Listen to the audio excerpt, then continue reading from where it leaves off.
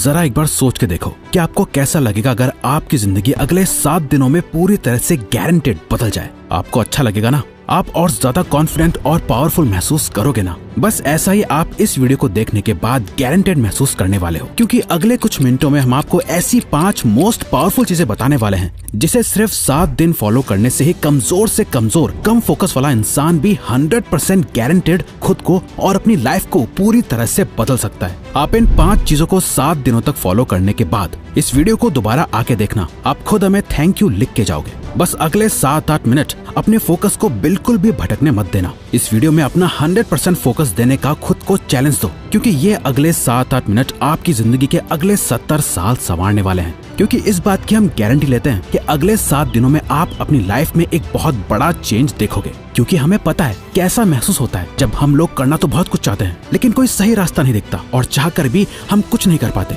रोज खुद से और अपनी आदतों से हारना, 100% फोकस, कॉन्फिडेंस और सेल्फ कंट्रोल ना होना, लोगों के बीच इंपॉर्टेंस नहीं मिलना, दूसरों की नजरों में क्या खुद की नजरों में खुद के लिए रिस्पेक्ट ना होना और इतना पावरफुल ना होना कि हम जो सोचे वो कर पाए, या कोई हमसे कुछ फालतू बोलने से पहले 10 बार सोचे।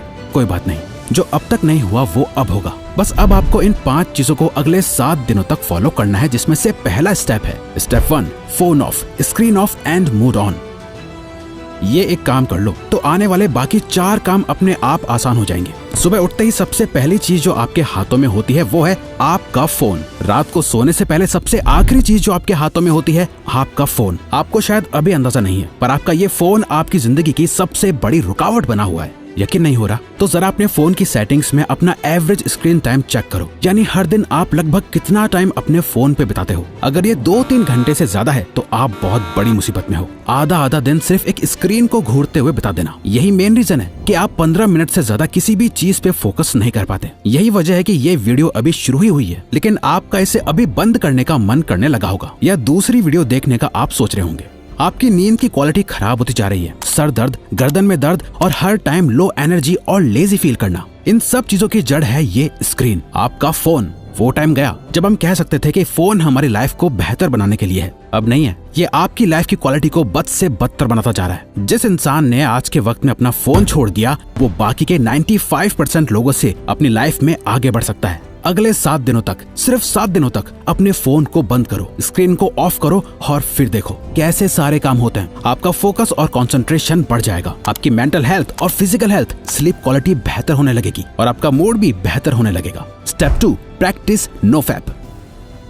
नो फैप एक मिथ है, क्या ये सच में काम करता है? मैस्टरबेशन करना हेल्दी है या नहीं? बहुत से सवाल हैं, जवाब बस एक, इतना मत सोचो वरना सोचते ही रह जाओगे और कुछ कर नहीं पाओगे। नो फैप करने से बेनिफिट होते हैं या नहीं, इसे जानने का सबसे बेस्ट तरीका है खुद इसे प्रैक्टिस करके देखना। इसलिए हम भी आपको कुछ नहीं बता रहे, क्योंकि हम चाहते हैं कि आप खुद इसे प्रैक्टिस करो। इसे करने का पर्पस सिर्फ ये है ताकि आप सेल्फ कंट्रोल मास्टर कर सको। कहा था ना, आप कंट्रोल खो चुके हो। इंस्टाग्राम पर एक हॉट मॉडल देख ली, दोस्त की भेजी हुई वो रील देख ली, या फिर सिर्फ किसी की खूबसूरती अच्छी लग गई, फिर चाहे दिन हो या रात, ना टाइम देखा जाता है ना माहौल, बस अपना फोन हाथ में लिए चल देते हैं बाथरूम में।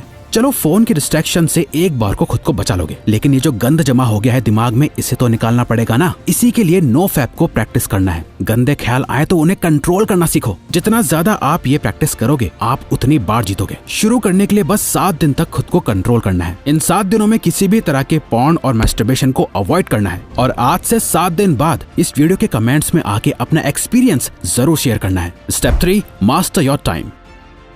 जब भी आपको ये ख्याल आता है कि यार मेरा तो टाइम ही खराब चल रहा है, दरअसल आपका टाइम खराब नहीं चल रहा है, बल्कि आप अपने टाइम को खराब चला रहे होते हो। क्योंकि टाइम सबके लिए सेम ही रहता है, किसी के लिए सही या गलत नहीं होता, बल्कि लोग सही या गलत होते हैं, टाइम नहीं। आप सही टाइम पे अपना काम खत्म नहीं कर पा रहे हो। प्रोक्रेस्टिनेशन की ऐसी लत लग गई है कि चाहे कुछ भी कर लो, कितनी वीडियोस देख लो, बुक्स पढ़ लो, सारी दुनिया जहान की टिप्स एंड ट्रिक्स लगा लो, कुछ ना कुछ छूट ही जाता है, जिसका बाद में बहुत पछतावा होता है। स्टूडेंट अपने टाइम को मैनेज ना कर पाए तो वो फेल हो जाता है। एक जॉब करने वाला अपने टाइम को मैनेज ना कर पाए तो उसे नौकरी से निकाल दिया जाएगा। एक हस्बैंड अपने बीवी बच्चों को टाइम ना दे तो उसकी कोई इज्जत नहीं करेगा। अगर अपनी हेल्थ को टाइम नहीं दिया तो बीमारियां भी बहुत जल्दी पकड़ लेंगी। अगर आप कभी ध्यान से सोचो तो आपकी लाइफ क्या है? चॉइसेस है जो आप हर टाइम लेते रहते हो। लाइफ आपको कितने मौके देती है? हर दिन, हर घंटा, हर मिनट आपके पास चॉइस है कि आप क्या करते हो। वो करते हो जो आपके लिए करना जरूरी और सही है, या वो करते हो जो आप करना चाहते हो और जिससे बस थोड़ी देर की खुशी मिलती है। दोनों में बहुत फर्क है। एक आपकी जिंदगी बनाता है, दूसरा बिगाड़ता है।